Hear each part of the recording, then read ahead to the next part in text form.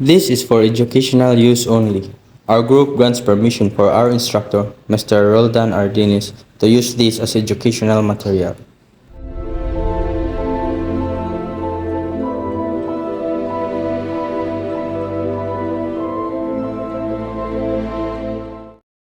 Good day, everyone. Today we'll be discussing one of the most important issues of our times, contemporary global governance. We live in a world that is more connected than ever before. What happens in one country, whether it's economic crisis, a new technology, a war, or even a virus can affect the entire world. This is why the idea of governing beyond borders has become so important. In this presentation, we'll cover four main areas. First, the difference between internationalism and globalism. Second, what we mean by global governance. Third, the institution that governs international relations. Fourth, the roles and functions of the United Nations in globalization. We also tackle the three important learning objectives, the roles and functions of the UN, the challenges of global governance in the 21st century, and finally, the continuing relevance of the state amid globalization. Internationalism versus globalism. So first, let's clear up two terms that often get confused. So internationalism is about cooperation between nations. It respects the sovereignty of states but encourages them to work together in common goals like peace, trade, or climate change. Think of it as a teamwork independent players.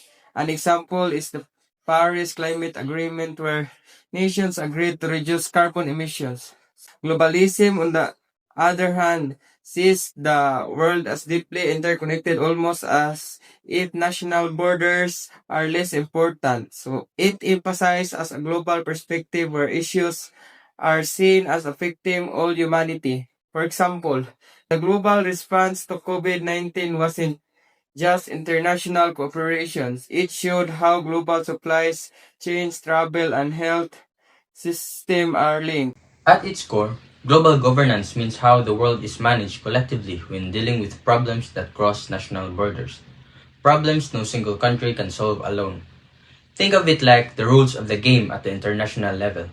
It doesn't mean there's a single world government that rules everyone. We don't have that. Instead, it's a system of cooperation among states, international organizations, and even non-state actors like the NGOs, multinational corporations, and even civil society. Main features of global governance. No world government. Unlike a country that has a president or parliament, the world has no single ruler. Instead, we have institutions like the United Nations, World Trade Office, International Monetary Fund, World Bank, and WHO, which help coordinate. Shared problems, shared solutions. Issues like climate change, terrorism, pandemics, migration, nuclear weapons, and global trade cannot be solved by one country. Global governance provides forums, rules, and agreements so countries can cooperate. Actors beyond states. While countries are the main actors, business, NGOs, scientists, and advocacy groups also play a role. Example, NGOs like Greenpeace influence environmental governance based on agreements, not force. Countries voluntarily sign treaties or join organizations. Example, the Paris Agreement of 2015 on climate change. Countries agreed to reduce carbon emissions. Why is global governance important? First, it maintains peace and security, prevents war from escalating, like the UN or Security Council. Second, it promotes economic stability. It ensures smoother trade and finance systems. Number three, it protects human rights through agreements and monitoring. Number four, it addresses global problems like climate change, health pandemics, terrorism, cyber threats.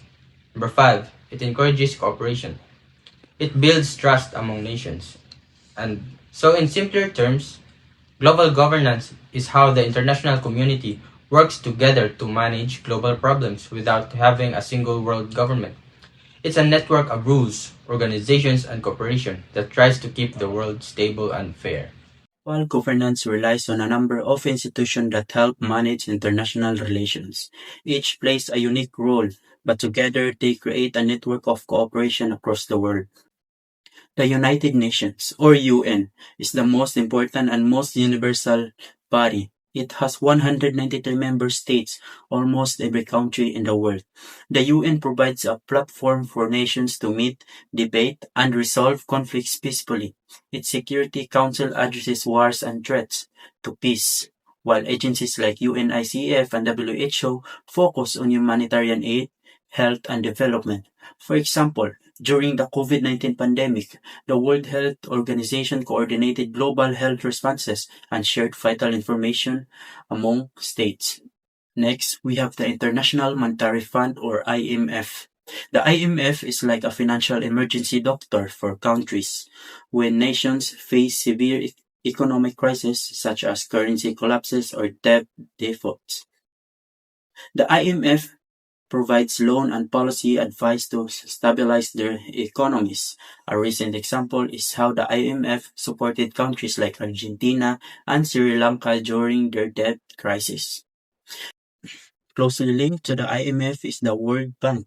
Unlike the IMF, which focuses on short-term stability, while the World Bank is about long-term growth and poverty reduction. It funds development projects like building schools, roads, hospitals, and renewable energy facilities in poorer nations to improve their future. For instance, the World Bank has financed clean water projects in sub-Saharan Africa, directly improving health and education. Then comes the World Trade Organization, or WTO. The WTO manages the rules of global trade so that business between nations runs smoothly and predictably. It helps settle trade disputes and reduces unfair barriers. For example, when trade tensions rise between big economies like the United States and China, the WTO serves as the neutral forum to mediate. So finally, there are regional organizations. This works on issues closer to home but still contribute to the global governance. The European Union manages not only trades but also political cooperation among European nations. ASEAN, or the Association of Southeast Asian Nations, strengthens securities and economic ties in the Southeast Asia. So, meanwhile, the African Union works to address conflicts, health, and development across Africa. So together, these institutions form a web of cooperation. Each one focuses on specific areas like peace, finance, development, trade, or regional concern. So, but all are linked to the same goal, creating a more stable, fair, and interconnected world. The United Nations, roles and functions in globalization. Among these institutions, the United Nations, or UN, is the centerpiece of a global governance. It was founded in 1945 after World War II, when nations realized the need for a global body that could prevent another devastating conflict. Today, with 193 member states, it is the most inclusive international organization in the world. The UN has several key roles and functions. First one is maintaining international peace and security.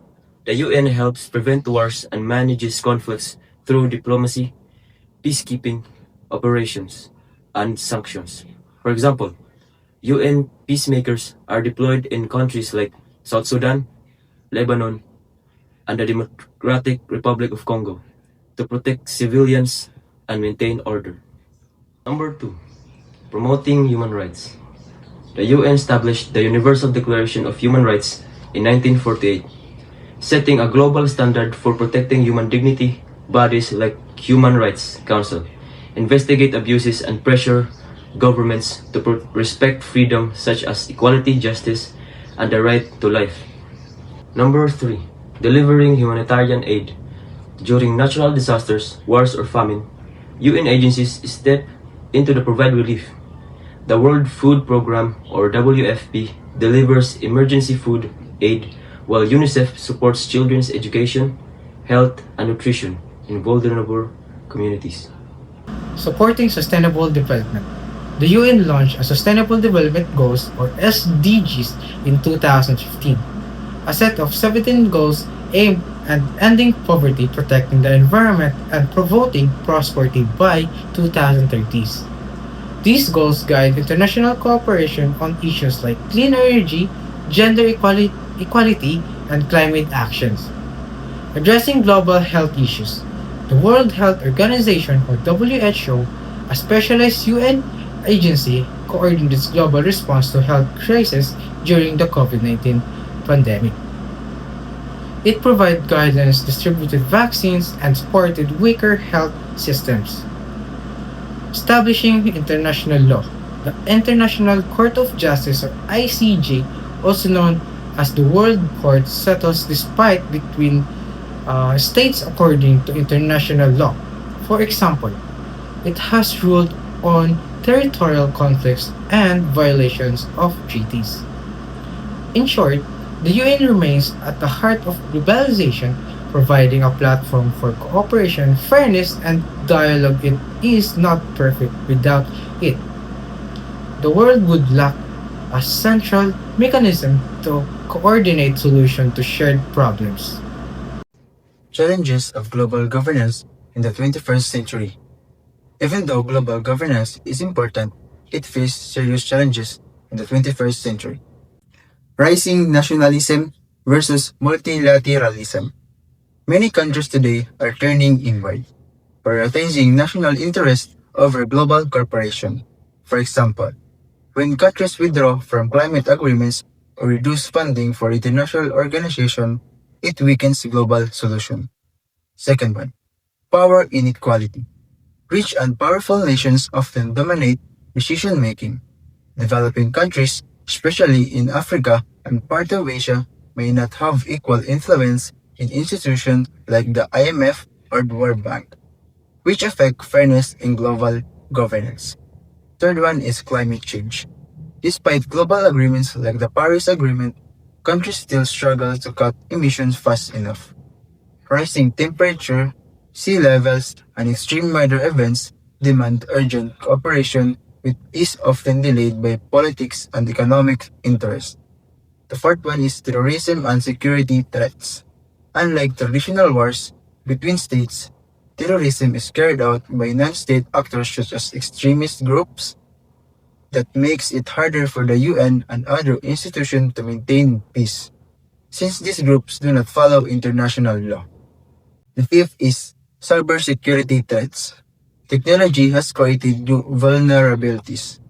Cyber attacks, hacking a financial system, and disinformation campaigns can destabilize countries and even influence elections. Yet global regulations are still weak in this area. Sixth, the global crisis. The COVID-19 pandemic exposed weakness in global governance. Countries closed borders and ordered medical supplies, showing hard it is to coordinate a truly global response, even when facing the same threat. These challenges remind us that while global governance is essential for peace and cooperation, it is constantly evolving and must adapt to new realities. Some argue that globalization has weakened the power of state because cooperation, international institutions, and global markets seems to dominate. But the truth is, state remains central and highly relevant even in today's interconnected world. Sovereignty. States are still the highest authority within their territories. For example, the United Kingdom decision to leave the European Union shows how the states are reclaim control over trade, migration, and law despite being part of the regional bloc. Policy implementation. Institutions like the UN or WTO may set goals, rules, but only states can enforce them within their borders. For instance, the Paris Climate Agreement relies on states like the Philippines, Japan, or the United States to create national policies that cut carbon emissions. Representation. Global governance is built to state representing their people. Each country, whether small like Tuvalu or powerful like a United States, has a set and a vote in the UN General Assembly, giving them a voice of global decision making, identity, and culture. Globalization spreads ideas and cultures, but states preserve national identity. For example, France protects its language and film industry through policies that limit English influence, showing how governments safeguard cultures in globally mediators of globalizations. States act as the gatekeepers of global flow. For instance, Singapore has chosen to be open itself as global trade hub, while North Korea tightly restricts foreign influence, providing that states decided how global or close off they want to be. So, while globalization connects us more than ever, the state remains the backbone of the international order, far from disappearing. States continue to protect their citizens, shapes goal interactions, and ensure that globalization serves the national interest. Conclusion. To conclude, contemporary global governance is about cooperation, rules, and institutions that manage global problems. We saw how internationalism and globalism differ, how governance work at a global scale, the key institution that shape world affairs, and the critical role of the United Nations. We also recognize the challenges from nationalism to climate change and reaffirm that states remain central in guiding how globalizations unfold. In the end, global governance is not about erasing nations but about finding a way for them to work together to solve the issues that no single countries can handle alone.